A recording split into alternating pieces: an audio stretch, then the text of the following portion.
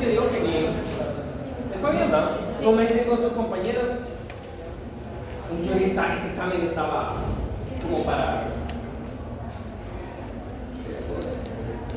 Bueno, aprovechen pues. Aprovechen.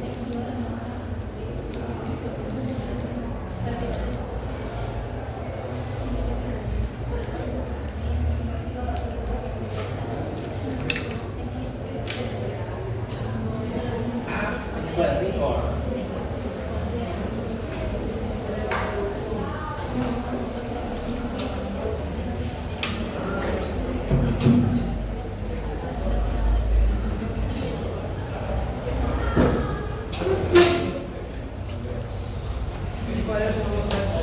Segundo parcial, que yo espero que... A ver, levanten la mano, ¿a quiénes consideran que sí les fue bien? Y ayer, ¿cuál era el drama en ese chat? Solo por poner, sí, gracias, qué bueno que hay salud, pa. Yo esperaría muy buenas notas. Pero bueno, para la próxima vaya. ¿Ah? Para la próxima vaya usted. Ah, sí, miré su mensaje. No, pero no puedo, yo tengo otro trabajo en la La otra. O sea, eso también me cae a mí, güey. La otra. Vieja. O sea, yo estoy vieja. ¿Ah? ¿Qué fue lo que dijo? Sí, yo también, sí. Entonces da la otra. Y yo, sin duda que salga. Bien. Entonces, ahorita hubiera llegado un poquito más temprano, discutimos la pauta con sus compañeros. En teoría creo que no hay ningún problema. Todo estaba al llegue, es decir, hay preguntas de completación que tenían varias respuestas y cualquiera de esas respuestas que ustedes pongan. Está bien. Muy bien. Entonces vamos con la parte de los trastornos hemodinámicos y estado de choque. Vamos a recordar un poquito las autopsias del paciente de 40 años con endocarditis bacteriana, porque al final de este capítulo vamos a ver todo lo que ese paciente tenía. Vamos a recordar un poquito de lo que sufrió, porque obviamente el estado de choque es un estado de sufrimiento generalizado, ¿verdad?, para todas las células. Entonces, pero tenemos que empezar a tratar o a platicar sobre los trastornos hemodinámicos. Entonces, primero, los componentes del sistema cardiovascular son el corazón, vasos sanguíneos y la sangre. Entonces, el corazón lo van a ver en patología 2. Los vasos sanguíneos los vamos a ver en este capítulo. Después, de hecho, es el capítulo que sigue de las enfermedades de los vasos sanguíneos. Y la sangre, vamos a abordarla desde el punto de vista de los trastornos hemodinámicos, la hemostasia. Porque también en patología 2 van a ver las neoplasias sanguíneas, las neoplasias que surgen en la médula ósea o que pueden surgir en el ganglio linfático. Entonces, por ahora vamos a hablar nada más de los trastornos de la hemostasia, sería la hemorragia y la trombosis, y los trastornos hemodinámicos que tenemos el edema, congestión, derrames y estado de choque. Esos son trastornos hemodinámicos. Esto ustedes ya lo conocen muy bien, lo vieron en fisiopatología, en la presión hidrostática, la presión coroidosmótica y también el drenaje linfático, cómo generan ese equilibrio donde hay líquido que sale del espacio intravascular, del espacio extravascular, y líquido que regresa con el propósito de llevar nutrientes y recoger productos de desecho. Y los vasos linfáticos, estos vasos linfáticos, la función principal no solamente es retirar líquido excesivo en el espacio intersticial, sino que... Adelante. Hola. ¿Qué tal le fue el examen? ¿Bien, va? Sí, ahorita dimos la revisión de hicimos la pauta. No con todo, ¿verdad? Sus exámenes los voy a traer el lunes. Yo creo que hoy me voy a poner a trabajar en ellos para, no sé, despejar su inquietud, su curiosidad sobre cómo emplear eso. Bien. Entonces, la presión hidrostática, presión coroidosmótica y los vasos linfáticos. Los vasos linfáticos tienen la función también de recoger antígenos del líquido intersticial y llevarlo a los ganglios linfáticos, pero eso lo vamos a ver en el tercer parcial. Entonces, edema, aumento patológico del líquido intersticial intersticial en los tejidos o el aumento excesivo de líquido en el espacio intersticial. Recuerden que normalmente hay líquido en el espacio intersticial y realmente a lo que conocemos con el nombre de edema es a su acumulación excesiva. Aquí tenemos un caso de autopsia, una paciente de 15 años que murió por dengue grave, y lo que se encontró en la cavidad peritoneal básicamente fue este exudado. ¿De qué tipo sería? Podría ser supurativo, pero sobre todo es seroso, exactamente, es inflamación de tipo seroso. Recuerden que en el dengue lo que ocurre es serositis. Entonces, el aumento de la permeabilidad genera la salida de ese líquido con algunas células y con algunas proteínas. Pero como hay aumento de la permeabilidad, nos referimos a esto como un exudado. Pero recuerden que el edema puede ser producto de exudados y trasudados. En este caso sería el exudado. Entonces, cuando tenemos aumento patológico de líquido en cavidades corporales, llamamos hidrotórax, pero realmente no utilizamos mucho ese término en la práctica clínica. Ningún clínico o internista va a decir que un paciente tiene hidrotórax. Se habla de derrame pleural. Hidropericardio, derrame pericárdico. Y ascitis es la acumulación de líquido excesiva, lógicamente porque hay líquido en la cavidad peritoneal, pero la acumulación excesiva de líquido en la cavidad peritoneal, ascitis. Y también hay otro término que se conoce como el nombre de Anasarca, cuando hablamos de que alguien tiene edema generalizado, la cara está edematosa, los brazos están edematosos, tiene derrame pleural, derrame pericárdicos y además tiene ascitis. Entonces es un paciente que está en Anasarca, que la condición más frecuente que puede poner a eso es la insuficiencia cardíaca congestiva. Muy bien, aquí tenemos causas de edema y ya sabemos que el exudado siempre es inflamatorio, siempre. Pero los trasudados pueden ser por aumento de la presión hidrostática, aumento de la presión clorhidroosmótica, retención de sodio u obstrucción linfática. Cualquiera de esas cosas puede generarle un trasudado, que sería un ultrafiltrado del plasma. Entonces, el aumento de la presión hidrostática, y es importante dar ejemplos, ya lo vieron en su examen. Aquí tenemos alteraciones del retorno venoso y dilatación artericular. Las más frecuentes son las alteraciones del retorno venoso, donde la más frecuente es la insuficiencia cardíaca congestiva, que por lo general es una insuficiencia ventricular izquierda. La causa principal de insuficiencia cardíaca derecha es la insuficiencia cardíaca izquierda. Entonces, ¿y cuáles serían las principales causas de insuficiencias cardíacas izquierdas? Eso lo van a ver en la siguiente clase, en patología 2, en el primer paso. ¿Cuáles serían las principales causas de insuficiencias cardíacas izquierdas? ¿Qué serían las principales causas de insuficiencia cardíaca congestiva? Hipertensión. ¿La hipertensión es una? Estrechamiento de las válvulas. Estenosis de las válvulas. Alteraciones valvulares, en general, alteraciones valvulares. Miocardiopatías, pero la más importante de todas es la cardiopatía izquierda. Correcto. Entonces, la enfermedad coronaria, la cardiopatía isquémica, y en la próxima clase van a ver los 4 síndromes coronarios. Esa sería la principal causa de insuficiencia cardíaca izquierda y por lo tanto principal causa de insuficiencia cardíaca congestiva. Recuerden siempre el dibujo de un corazón.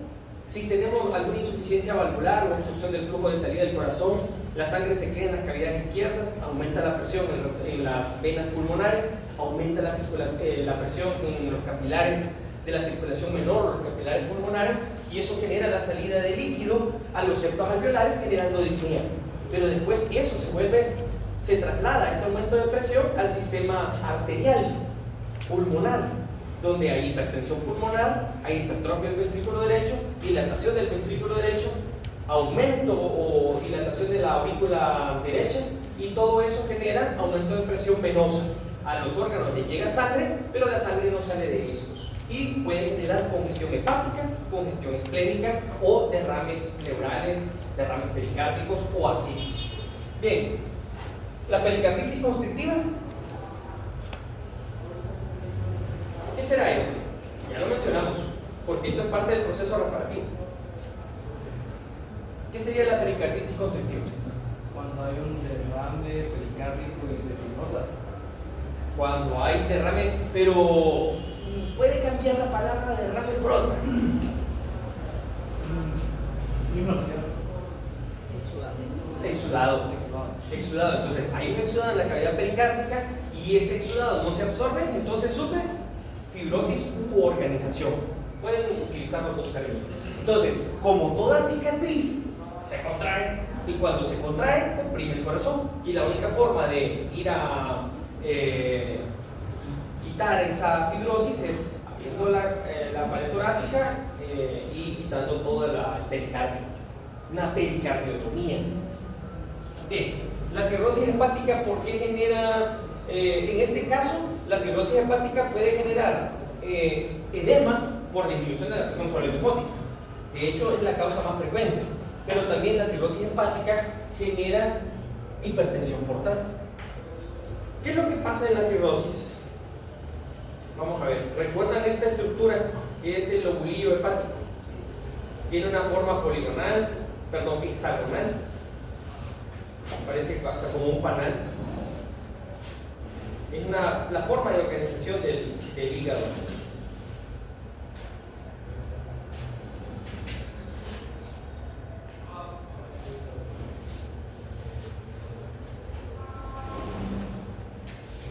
¿Qué serían estos circulitos que le estoy dibujando en el centro del lobulillo? La vena central. Vena central. Y si nos acercamos, en esta parte de aquí estarían los espacios porta. Acá. Y esas triadas portales, ¿qué es lo que tienen? Tienen un conducto biliar, tienen una rama de la arteria hepática y tienen una rama de la vena porta. Entonces se forma la triada portal. Y alrededor de esas estructuras hay tejido conectivo que es laxo y delgadito. Y lo pueden ver ahí en los cortes histológicos de hígado. Entonces, durante esto les puede servir para patología 2. Si este tejido hepático está organizado en lobulillos, pero el lobulillo no es la unidad funcional del hígado, es el acino. Y el acino sería la estructura que hay entre dos venas centrales. Esta es la unidad funcional. Arquitectural es el lobulillo, pero la unidad funcional es el acino. Y recuerden que desde los espacios portales la sangre se dirige hacia la vena central y aquí hay sinusoides que tienen su propio endotelio. Y aquí están los cordones de hepatocitos. Y el espacio que está entre el endotelio y los hepatocitos se le llama espacio de Dice. Exactamente. Y al espacio que está alrededor del espacio portal se le llama espacio de Maury. Bien, esa es la arquitectura del microarquitectura del hígado. Entonces, volvamos acá. Imagínense que una persona está consumiendo alcohol de forma continua, o tiene hígado graso, o tiene alguna hepatitis crónica de tipo viral, y poco a poco dentro de este hígado se va generando necrosis entre las venas centrales, se va generando necrosis entre los espacios portales, y la vena central, de tal forma que tenemos bandas de necrosis, bandas de tejido necrótico. Entonces podemos tener una acá, otra acá, y podríamos tener otra acá. Y donde antes había necrosis, ahora va a haber fibrosis. Entonces, cuando se pierden células, las células que quedan empiezan a regenerar, empiezan a proliferar. Y es así como se forman los nódulos regenerativos, que están formados por hepatocitos en regeneración rodeados de tejido conectivo. Disculpen si solo utilizo un color, pero al final, ¿qué les quiero decir? Que nótese acá, por ejemplo, este nódulo regenerativo o este otro nódulo, bueno, pongamos este otro, el nódulo regenerativo no tiene vena central. Entonces, esos hepatocitos crecen de forma desorganizada. Entonces, cuando la sangre intenta llega aquí, simplemente todo esto está desorganizado y el hígado se transforma en un estorbo para la circulación portal, porque hay desorden de la arquitectura hepática. Esto se pierde y se sustituye por proliferación de hepatocitos, si se forman sinusoides, pero no hay vena central. Entonces, a la sangre le cuesta entrar al hígado y también le cuesta salir. Y algunos hepatocitos se van a morir por hipoxia o isquemia durante la cirrosis, durante la generación del proceso cirrótico. Entonces, si a la sangre le cuesta pasar por esos sinusoides todos tortuosos, aumenta la presión en la vena porta. Y ese aumento de presión en la vena porta genera que se produzca la circulación colateral a nivel de la unión gastroesofágica con las varices esofágicas, la cabeza de medusa periumbilical o las hemorroides, porque constituyen circuitos por los cuales se deriva la sangre portal a la sangre venosa sistémica, porque el hígado se vuelve un órgano pequeño y fibrótico y nodular, multinodular. De hecho, la cirrosis alcohólica se le conoce con el nombre de cirrosis de Lennec o cirrosis micromacronodular. Eso es muy antiguo ya. Pero lo que yo quiero decir, dejar el mensaje es: si a la sangre portal le cuesta entrar al hígado, se va a derivar por otros lados.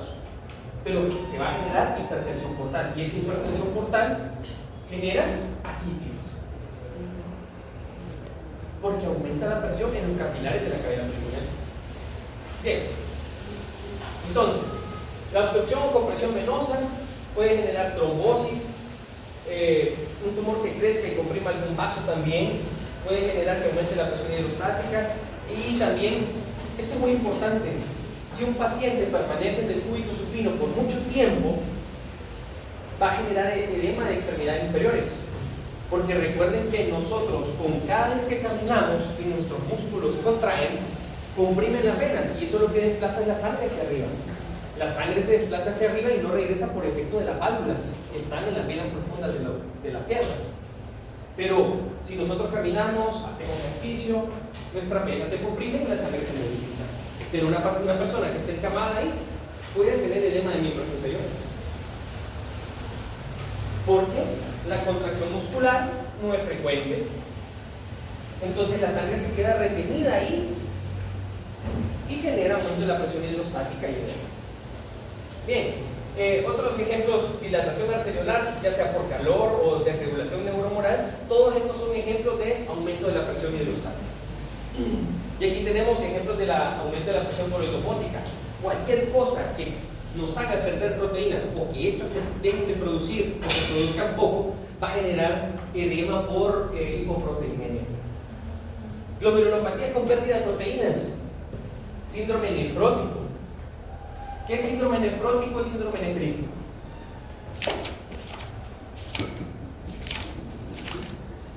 Vamos a ver, ¿cuáles son los componentes? ¿Qué es un síndrome? Conjunto de signos y síntomas. ¿Qué? ¿Para qué nos sirve identificar esa constelación de cosas? Para encerrar como un diagnóstico. O, mejor dicho, para colocar varias posibilidades diagnósticas.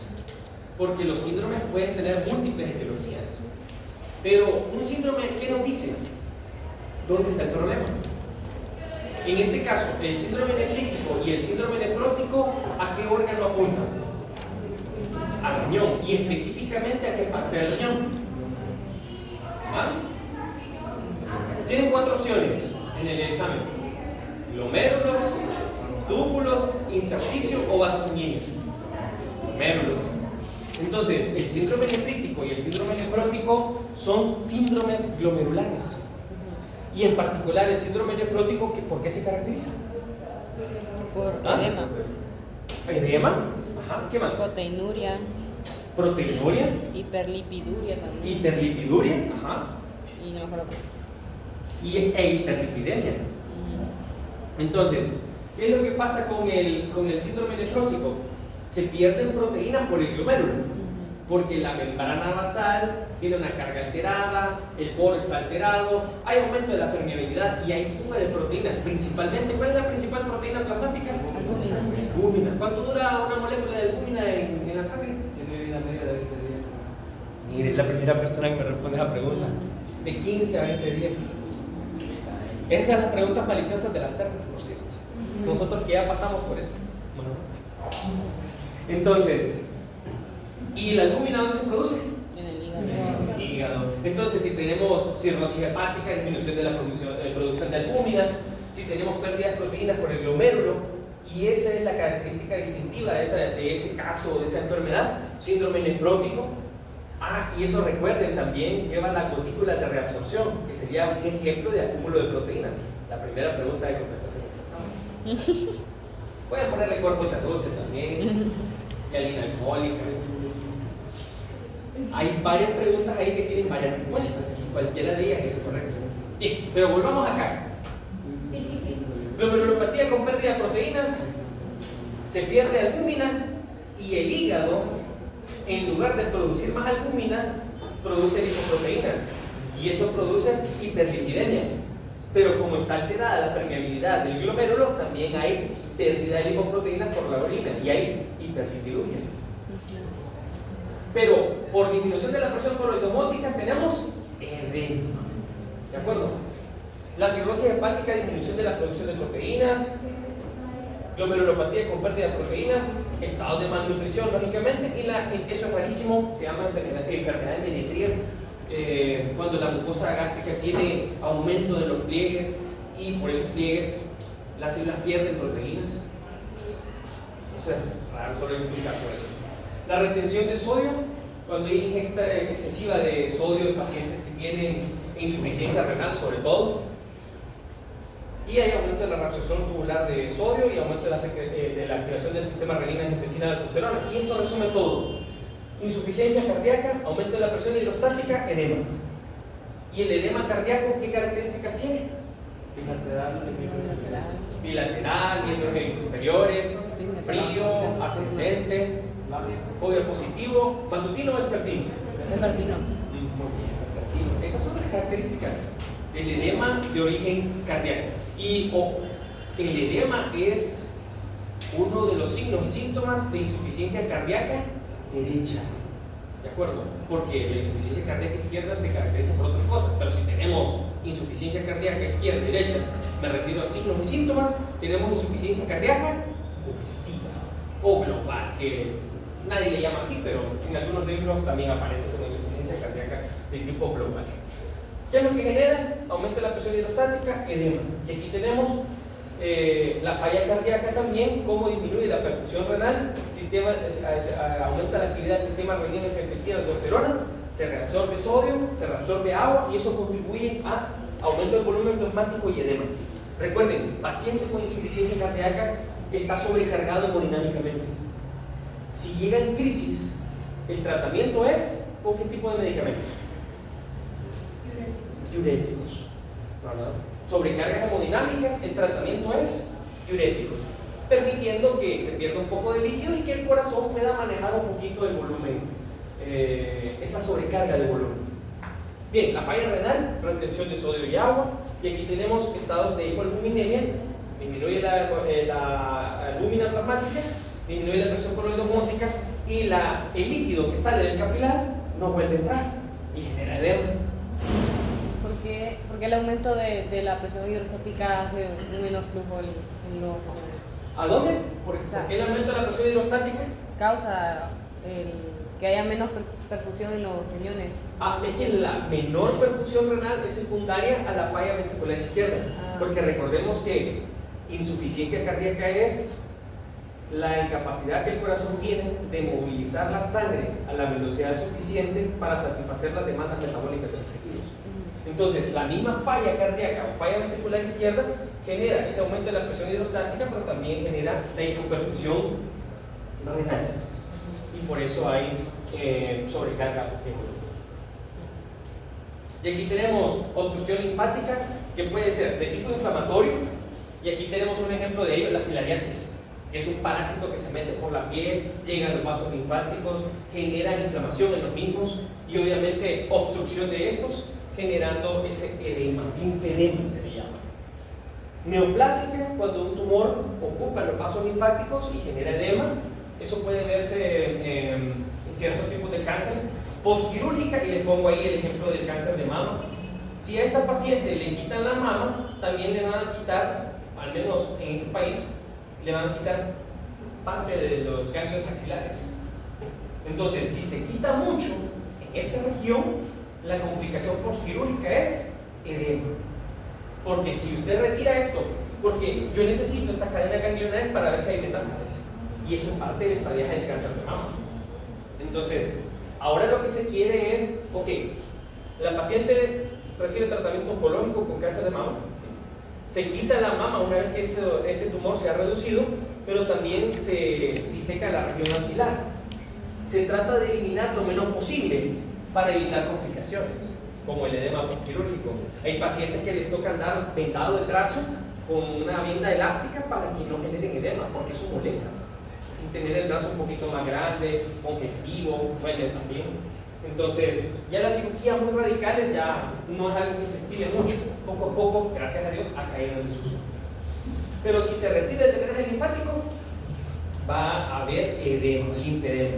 Y por radiación también, cuando alguna parte del cuerpo es irradiada, esos vasos linfáticos van a atrofiarse, van a fibrosarse y podemos tener linfedema por radiación. Esas serían las causas de obstrucción linfática.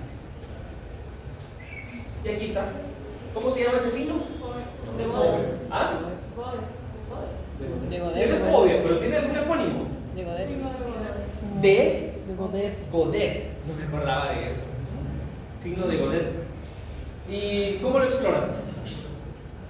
¿Ustedes se acordaban de eso? Sí, yo también solo fobia, pero ahora ya es signo de Godet.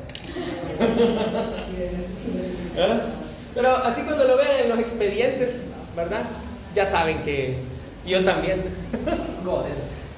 Entonces, qué bonito es preservar los epónimos porque es parte de la cultura médica, no la chupística. No sé. ¿Cómo exploran el signo de Godet? Apretando. ¿Ah? Apretando. Pero, una pregunta, ¿aprieta y quita el dedo? ¿Aprieta más o menos por cuánto tiempo? Por unos 10 segundos, ¿verdad? Permitiendo que el líquido se desplace y que deje esa huella. Y sobre todo se explora sobre las superficies, sobre las prominencias óseas, sobre todo los malleolos tibiales, o sobre la patela también. Ahí es donde se explora el signo de Godet. Entonces, el edema, ahí es un ejemplo de cómo exploramos el edema, que puede ser un síntoma o un signo. Y aquí tenemos edema pulmonar. Porque el edema es importante dependiendo de dónde ocurra. Si el edema ocurre en los pulmones, genera mucha disnea. Si el edema ocurre en el cerebro, puede generar síndrome de herniación. Si el edema es facial, a propósito, ¿el edema facial a qué orienta? A una ¿Ah? renal.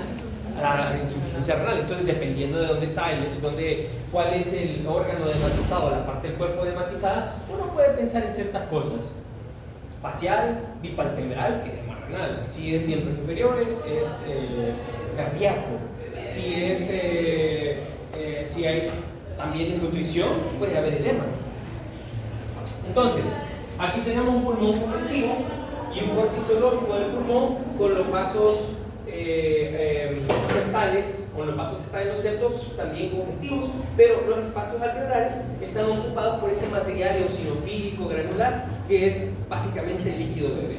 Creo que tengo una mejor foto más adelante. Una niña con una enfermedad renal, la más común en pediatría, enfermedad de cambios mínimos. Se mira que es asiática y está chinita no por la raza, sino también porque tiene edema palpebral.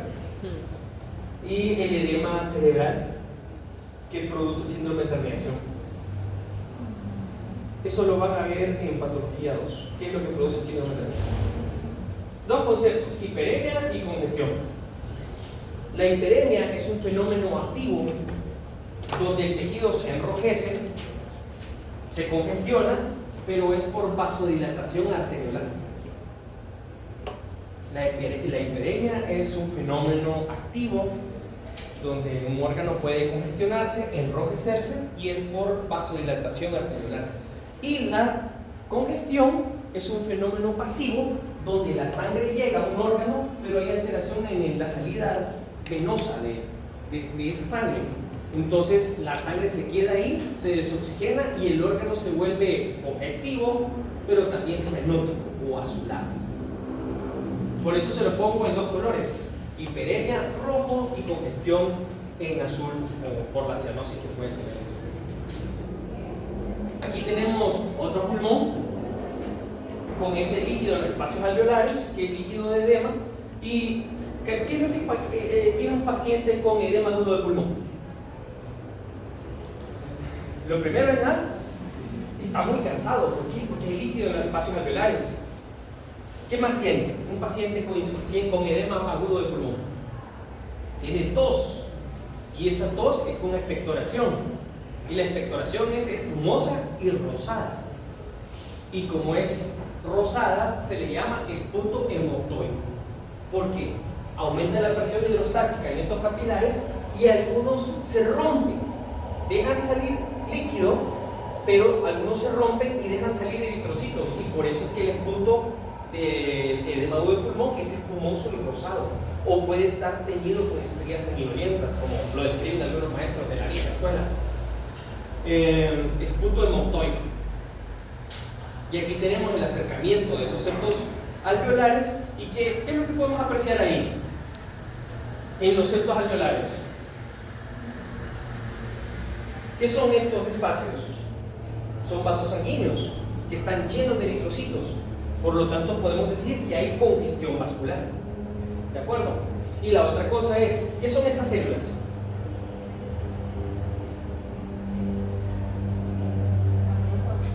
Bien, macrófagos. ¿Y cómo le llamamos a esos macrófagos del pulmón? Células del polvo. Y aquí están fagocitando, miren que tienen un pigmentito adentro. Pero ese pigmento, ¿qué color tiene primero? ¿Qué color tiene ese pigmento desde ahí? Rosado. ¿Ah? Son los puntitos. ¿Es negro o es café? Café. Café, ¿verdad? Si fuera negro sería pigmentos. Si fuera negro y carbón, antracosis. Pero eso es doradito. Entonces es ¿qué es? Hemosiderina. Exactamente. Entonces, a los macrófagos, células del polvo que contienen hemosiderina, se le llaman células de la insuficiencia cardíaca. Porque recuerden, estos septos alveolares congestivos, algunos se rompen, y cuando se rompen dejan escapar eritrocitos, y los macrófagos llegan ahí a comerse los eritrocitos. Vaya, entonces, ¿con qué coloración especial haría evidente las células de la insuficiencia cardíaca? ¿Ah? Azul de Prusia. Con azul de Prusia. Con azul de Prusia. También se le conoce con el nombre de coloración de Pearls, al azul de Prusia. Entonces, ¿cómo se miraría? Azules. La hemosiderina se vería azul dentro de los macrófagos. Células de la insuficiencia cardíaca. Y aquí las tenemos. Este es un caso mío. Se lo mostré, creo que cuando hablamos de estas coloraciones, donde vemos los septos alveolares, vemos macrófagos y vemos todo el citoplasma de los macrófagos. Es azul porque contiene hierro, porque contiene hemosiderina. Células de la insuficiencia cardíaca. ¿Qué indican? Postmortem de que esa persona tuvo episodios de insuficiencia cardíaca congestiva. Bien, lóbulo hepático otra vez. Y aquí está todo lo que les mencionaba. ¿Cómo se le llama a esto? La triada portal. Y recuerden que la sangre se desplaza desde aquí por los sinusoides y llega a la vena central. Y esto es interesante porque aquí hay una mezcla de sangre oxigenada y sangre desoxigenada. Esta lleva oxígeno, pero esta que está desoxigenada lleva nutrientes. Porque la vena porta es la unión de qué venas. ¿Cómo se forma la vena porta? Mesentérica inferior y la esquena. La mesentérica superior La empieza con E. esplénica. Y la esplénica. Entonces, la esplénica y la mesentérica superior generan la vena porta, y esa vena porta se ramifica dentro del hígado y es parte de la triada portal. Y esa sangre aquí se mezcla, sangre oxigenada y desoxigenada, y estos eritrocitos van pasando por acá, por estos sinusoides, y van dejando el oxígeno, de tal forma que la zona más susceptible a la isquemia son los hepatocitos que están alrededor de la vena central, porque estas células de aquí reciben todo el oxígeno que los eritrocitos tienen para dar, pero estas de acá reciben lo necesario para estar bien. ¿De acuerdo? Entonces, en el hígado, la zona más susceptible a la hipoxia, a la isquemia, son los hepatocitos alrededor de la vena central. Y de hecho, eso divide al hepatocito en la zona centrolobular, la zona mediozonal y la zona periportal, donde la zona centrolobular es la más susceptible a la hipoxia, a la isquemia. Entonces, cuando hay congestión hepática, llega sangre acá, pero la sangre no puede salir de este hígado, porque hay aumento de la presión venosa, por insuficiencia cardíaca principalmente, o por estado de choque. Entonces, ¿qué es lo que pasa? El lobulillo se congestiona. ¿Y esa congestión dónde ocurre principalmente? En la región centrolobular. Entonces, congestión pasiva crónica. La congestión es un fenómeno pasivo. Es un fenómeno donde a un tejido le llega sangre, pero la sangre no sale de ese tejido y la sangre se desoxigena. Y estas células podrían morir, podría haber necrosis centrolobular cuando hay congestión hepática. Entonces, ¿recuerdan este hígado? Cada puntito de esos es una zona centrolobular. ¿Qué paciente era este? El paciente de endocarditis, 40 años, estado de choque, sepsis. Y a este hígado se le llama hígado de Moscara, por ese puntilleo rojito que tiene en la superficie del corte. Esta es la superficie del órgano, que también se puede ver con ese puntilleo. Y esta es la superficie del corte del mismo caso.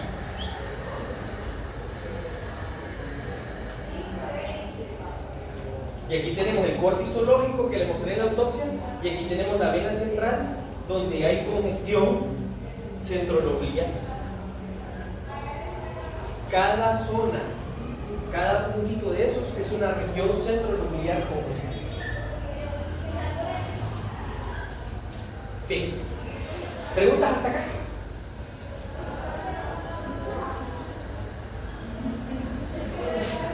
¿Preguntas?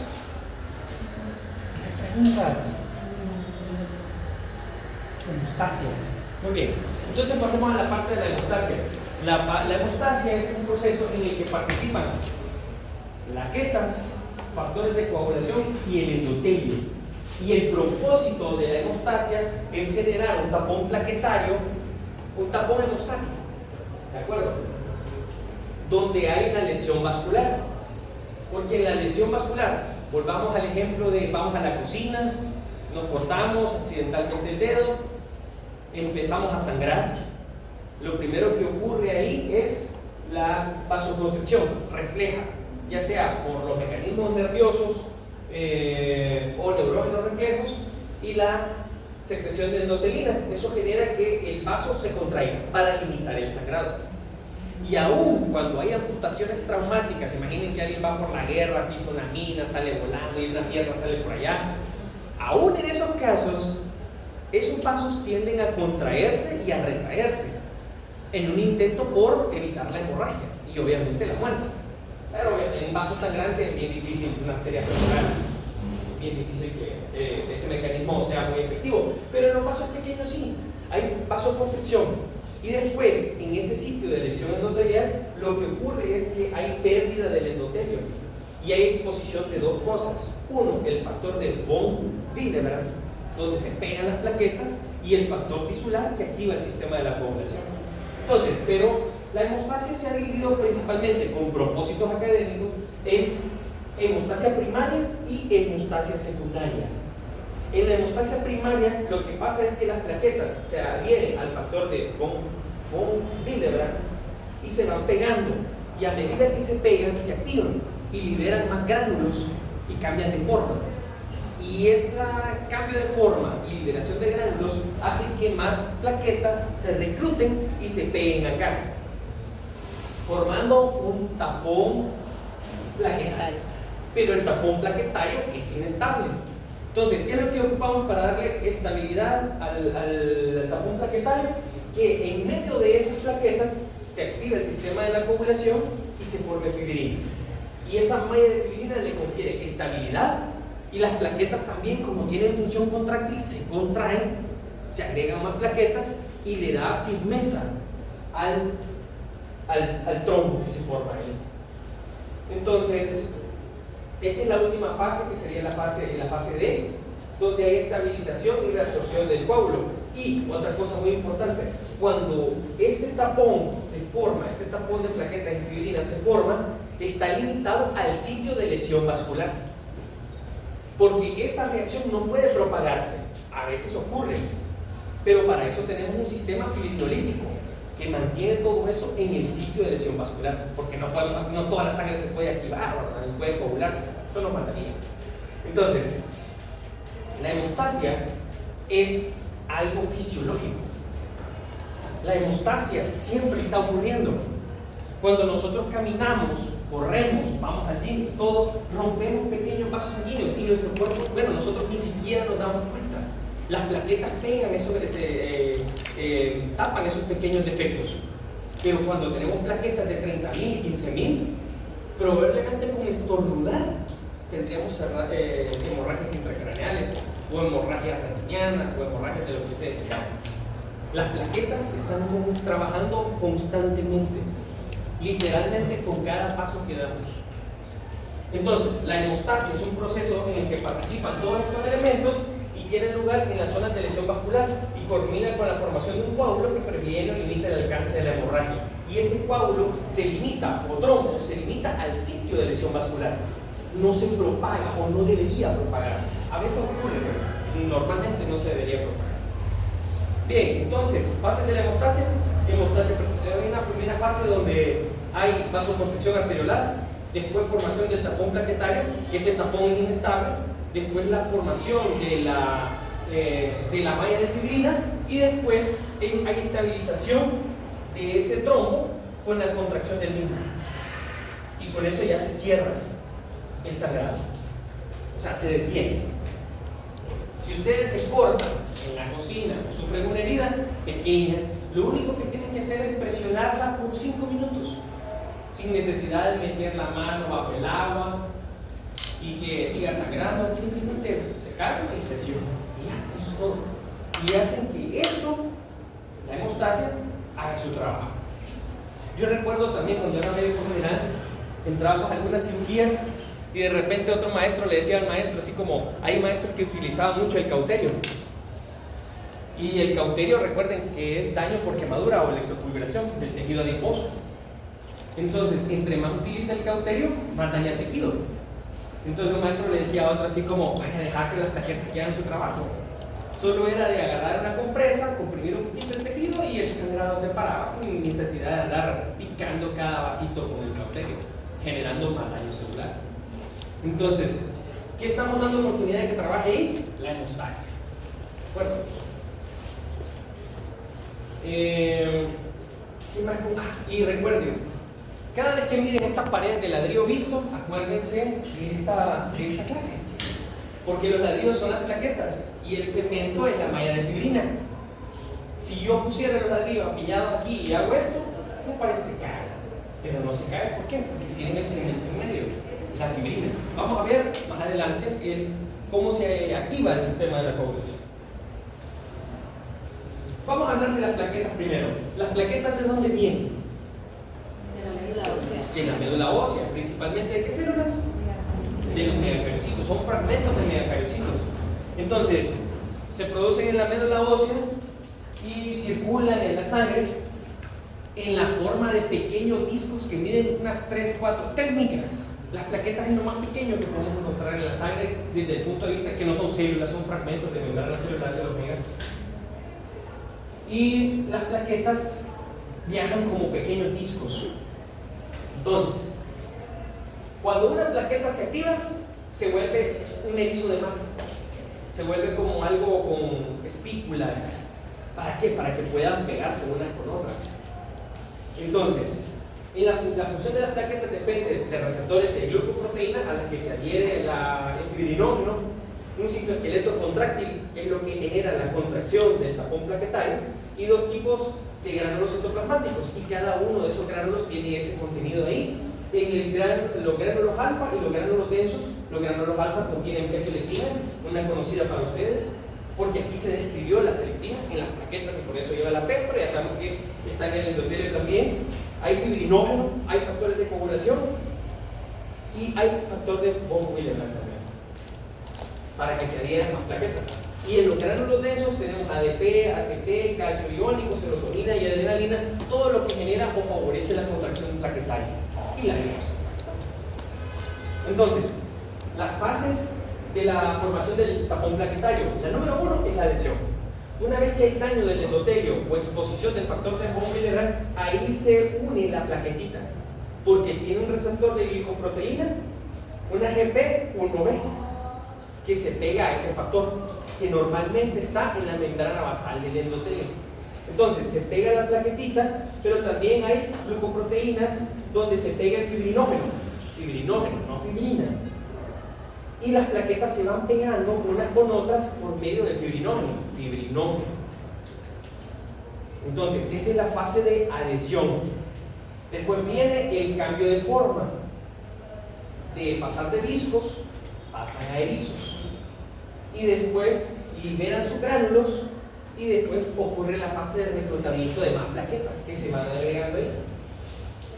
Y recuerden que dentro de las plaquetas, parte de la función de la activación plaquetaria es la generación del tromboxano A2, un mediador químico que no está disponible ahí, sino que tiene que sintetizarse de nuevo. No está listo para ser liberado, sino que tiene que sintetizarse por acción de, se activa la fosfolipasa A2, otra pregunta del examen, saca el ácido araquidónico y por la vía de la ciclooxigenasa, entonces se forma este producto en las plaquetas. ¿De acuerdo? Muy bien. Y la agregación. Se van adhiriendo más, a la vez que se va activando la cascada de la coagulación que transforma el fibrinógeno en fibrina. Y con eso ya queda. Son 4 fases de las reacciones de las plaquetas: la adhesión, cambio de forma, secreción y agregación. Fácil 4 rayas en el examen, ¿no? No vayan a fallar eso. No digo que lo voy a preguntar tampoco. Bueno, tampoco es como, no sé si me va a tocar a mí ese punto. La cascada de la coagulación.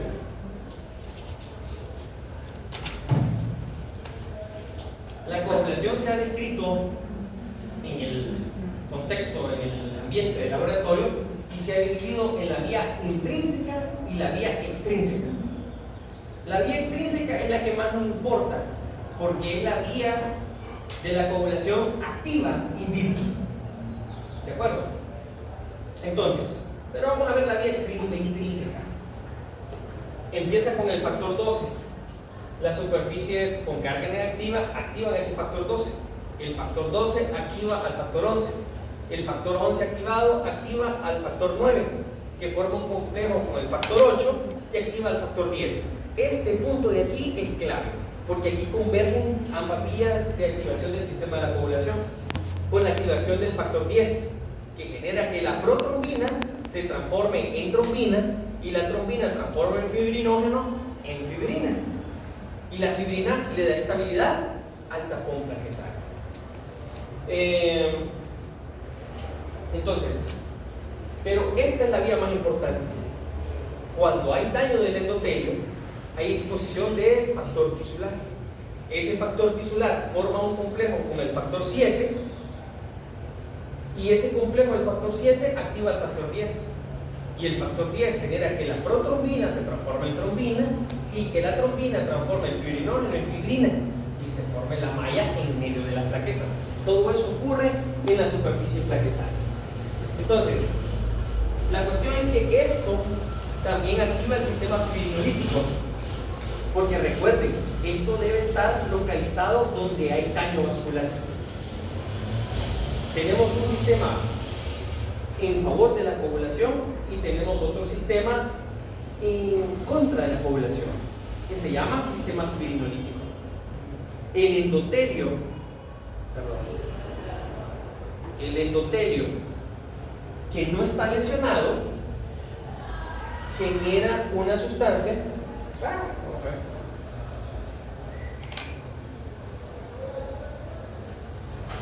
El endotelio que no está lesionado genera un factor activador del plaquinógeno tisular. Entonces, es el inicio del sistema fibrinolítico. El plaquinógeno se transforma en plasmina y la plasmina degrada la fibrina en producto de degradación de la fibrina, como el dímero D. El dímero D es un producto de degradación de la fibrina, producto de la cascada fibrinolítica. Entonces, con eso, aquí se forma todo lo necesario para la hemostasia, pero alrededor se está conteniendo la activación por ejemplo, de factor de coagulación. Estamos con preguntas hasta acá. Pregunten. A ver. Coagulación. Hoy va muy rápido. Sí, rápido.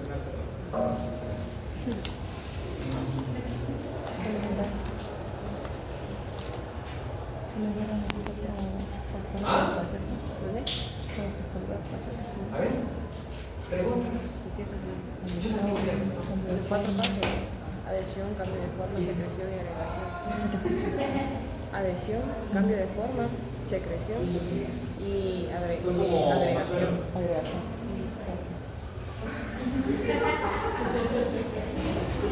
¿Ah?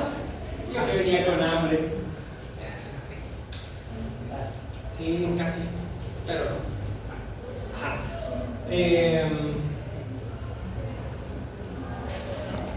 Yo creo que en algún momento de la clase del parcial pasado hablamos de que la coagulación y la inflamación estaban muy relacionadas. Entonces, hay una molécula principalmente de la trombina que es como ese nexo entre la inflamación y la activación del sistema de la coagulación. Entonces, número 1, las funciones de la trombina, la conversión del fibrinógeno en fibrina. Esa es la primera función que tiene la trombina. Pero después tenemos la activación plaquetaria por receptores que se llaman PAR1. La generación de la trombina, la activación del sistema de la coagulación, también activa las plaquetas. Es decir, todo se vuelve una cascada de eventos con retroalimentación positiva. Y los efectos proinflamatorios, los receptores PAR no solo están en las plaquetas para activar plaquetas, sino que están en los leucocitos y en el endotelio para activar leucocitos y activar el endotelio. Y así favorecer el proceso de la inflamación. Todo lo que ocurre acá, donde hay lesión vascular, se promueve la hemostasia, pero también se promueve la inflamación. Porque recuerden, cuando hay una lesión, cuando hay rotura de la piel, cuando hay una herida, hay sangrado, pero también ahí hay lesión celular y también ahí llegan microorganismos. Tienen que activarse ambas cosas, tanto la coagulación como la inflamación. La inflamación aguda.